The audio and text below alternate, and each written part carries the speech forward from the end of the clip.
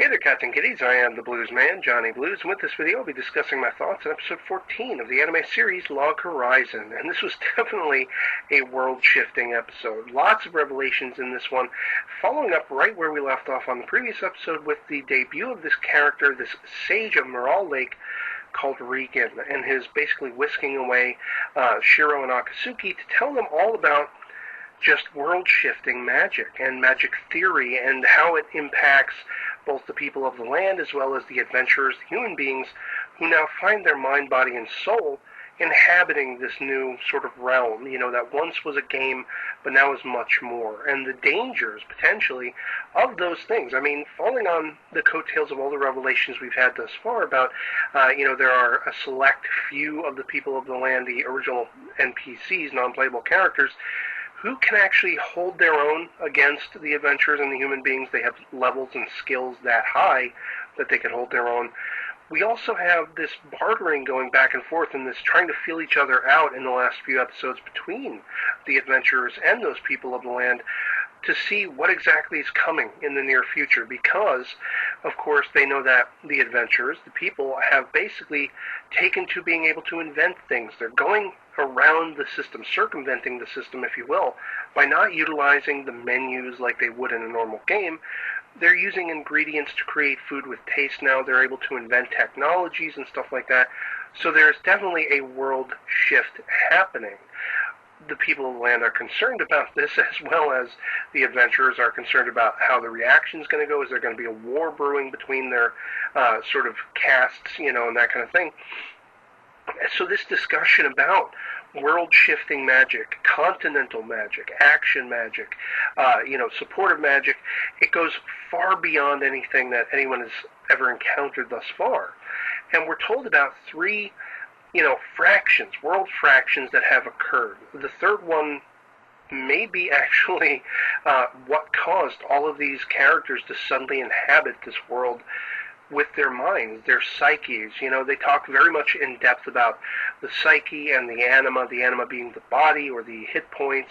I thought that was a very great analogy, as well as the psyche being the magic points, the mind, the soul, the essence.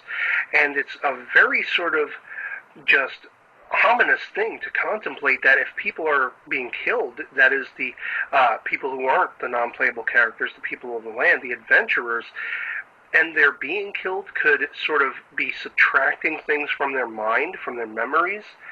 That could explain why there are people out there that are not quite all there. They're attacking others of their own kind and everything like that. Maybe these are people who have been killed off many times, and after so much degradation, they're going to become these demi-humans that, they were warned about. So we learn a little more about the game's history since the very first beta test when it was first opened, and these world, again, fractions, these shifts that have just changed the entire format.